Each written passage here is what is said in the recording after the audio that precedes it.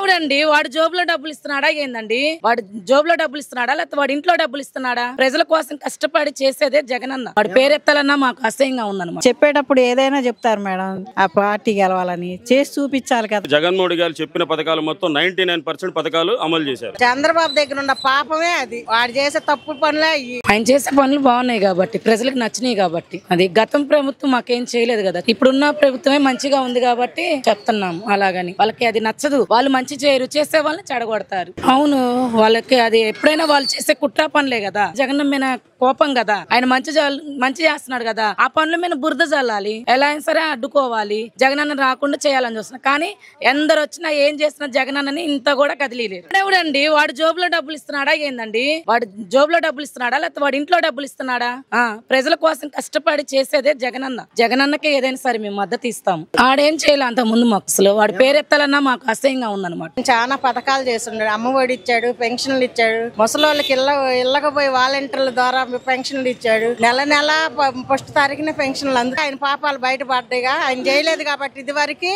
ఇప్పుడు ఈ జగనన్న చేస్తున్నాడు కాబట్టి అది తట్టుకోలేక అట్లా చేస్తున్నాడు ఆయన. చంద్రబాబు దగ్గర ఉన్న పాపమే అది, వాడు చేసే తప్పు పనులే ఆయన చేస్తాడు కాబట్టి అందుకే జగన్ కావాలనుకుంటున్నాం మేము. ఇప్పుడు చెప్పేటప్పుడు ఏదైనా చెప్తారు మేడం, ఆ పార్టీ గెలవాలని చేసి చూపించాలి కదా. అన్ని పార్టీలు అంటే చేస్తారని చెబుతారండి, ఇప్పుడు ఒడిదుడుకులు ఉంటాయి కదా. ఇప్పుడు 1000 రూపాయలు ఇస్తుంటేనే ఇంత అప్పులు అవుతున్నాయి. ఆయన ప్రతి మనిషికి 1500 అంటే ఎక్కడ తెచ్చిస్తారు?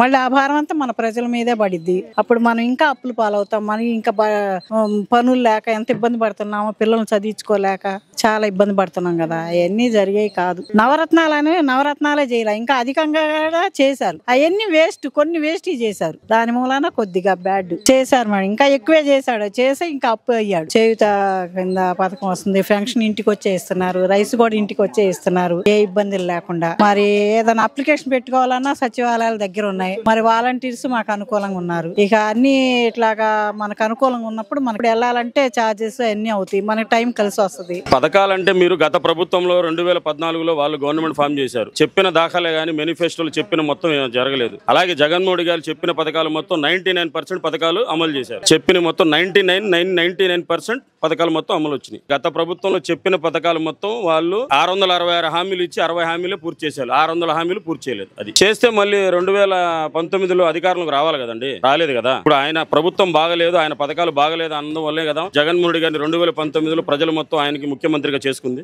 రౌడీ పాలన కాదు, రామరాజ్య పాలన జరుగుతుంది ఆంధ్రప్రదేశ్ లో. వాళ్ళు చెప్పడం కాదు కదా, దేశంలో 30 పార్టీలు వచ్చి చెప్పినా కూడా ఆంధ్రప్రదేశ్ ప్రజలు మొత్తం జగన్మోహన్ గారు అంటే ఉన్నారు. పొత్తుల వల్ల కాదు, చెప్తున్నాను కదండి. 3 పార్టీలు కాదు, పగలనక రే అనక ఎండనక వాననక మొత్తం తిరుగుతూ ప్రజల్లో నిరంతరం పాటుపడుతున్నారు.